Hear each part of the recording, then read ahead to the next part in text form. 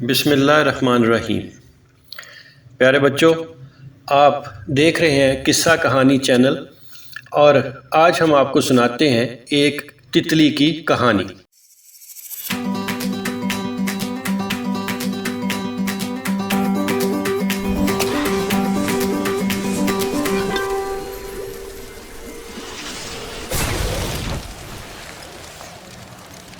ایک دفعہ کا ذکر ہے کہ ایک خوبصورت باغ میں جو رنگ برنگ پھولوں اور ہریالی سے بھرا ہوا تھا، ایک نازک اور خوبصورت تتلی رہتی تھی۔ اس تتلی کے پروں پر بہت خوبصورت رنگ بنے ہوئے تھے جو بہت بھلے لگتے تھے اور سورج کی روشنی میں اس طرح چمکتے تھے کہ ہر دیکھنے والے کی توجہ اپنی طرف کھینچ لیتے تھے۔ ایک سنہری صبح جب یہ تتلی باغ میں اٹکیلیاں کرتے ہوئے ایک پھول سے دوسرے پھول پر پھڑپھڑا رہی تھی تو اس نے کچھ انوکھی چیز دیکھی۔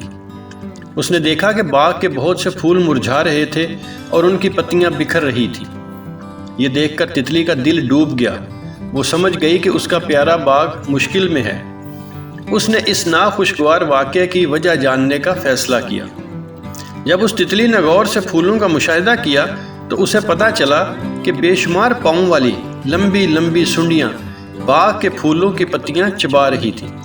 یہ کالے پیلے رنگ کی ڈراؤنی سنڈیاں پھولوں کو بہت نقصان پہنچا رہی تھی۔ تتلی جانتی تھی کہ اگر سنڈیوں نے اپنی یہ دعوت جاری رکھی تو اس کا باغ جلد ہی اپنی خوبصورتی کھو دے گا۔ اس مسئلہ کا حل تلاش کرنے کے لیے پریشان تتلی بھاگی بھاگی ایک عقل مند بوڑھے الو کے پاس پہنچی جو اسی باغ میں ایک اونچے درخت کے اوپر رہتا تھا۔ عقل مند الو نے پوری توجہ سے تتلی کی بات سنی، کچھ دیر آنکھیں بند کر کے سوچا اور پھر تتلی کو مشورہ دیا کہ وہ ان سنڈیوں سے پھولوں کی جان بچانے کے لیے سرخ بھنوروں کی مدد حاصل کرے۔ یہ سرخ بھنورے ان سنڈیوں کے جانی دشمن تھے۔ عقل مند الو کے مشورے پر تتلی نے سرخ بھنوروں کو اپنی مدد کے لیے پکارا اور ان سب کو اکٹھا کر کے باغ میں لے گئی۔ بھنورے ان سنڈیوں کو بڑے شوق سے کھاتے تھے۔ سنڈیوں کو دیکھتے ہی سرخ بھنوروں نے ان پر حملہ کر دیا اور ان کو اپنا نوالا بنانا شروع کر دیا۔ بھنوروں کو دیکھتے ہی سنڈیوں نے جان بچانے کے لیے وہاں سے دوڑ لگا دی۔ کچھ بھنوروں کا نوالا بن گئی، جو تھوڑی بہت بچی وہ کہیں جا کر چھپ گئی۔ اب باغ دھیرے دھیرے بحال ہونا شروع ہو گیا اور پھول دوبارہ اپنی خوبصورتی حاصل کرنے لگے۔ تتلی خوش ہو گئی۔ اس نے سمجھا کہ اب مسئلہ حل ہو گیا ہے۔ لیکن ایک روز باغ میں زور کی آندھی چلی اور تیز ہوا ان سارے سرخ بھنوروں کو اڑا کر کہیں دور لے گئی۔ یہ دیکھ کر تتلی پریشان ہو گئی۔ وہ سمجھ گئی کہ سرخ بھنوروں کے جانے کے بعد سنڈیاں ایک بار پھر باغ پر حملہ کر دیں گی، اور ہوا بھی یہی، سنڈیاں واپس آ گئیں۔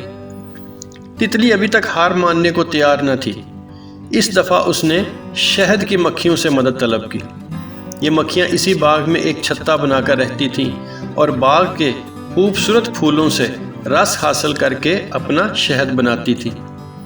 شہد کی مکھیاں تتلی کی مدد کرنے پر راضی ہو گئیں۔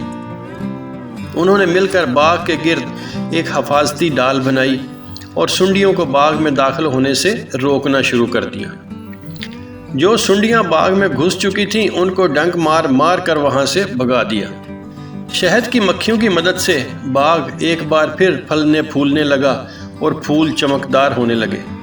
تتلی یہ دیکھ کر ایک بار پھر خوش ہو گئی۔ وہ سمجھ گئی کہ مل جل کر کام کرنے اور ایک دوسرے کی مدد کرنے سے اپنے راستے میں آنے والی ہر پریشانی اور مشکل پر قابو پایا جا سکتا ہے۔ تو بچوں، یہ تھی آج کی تتلی کی کہانی۔ آپ نے بھی اس سے سیکھا ہوگا کہ ہر مشکل اور پریشانی پر قابو پانے کے لیے ہمیں مل جل کر کام کرنا چاہیے۔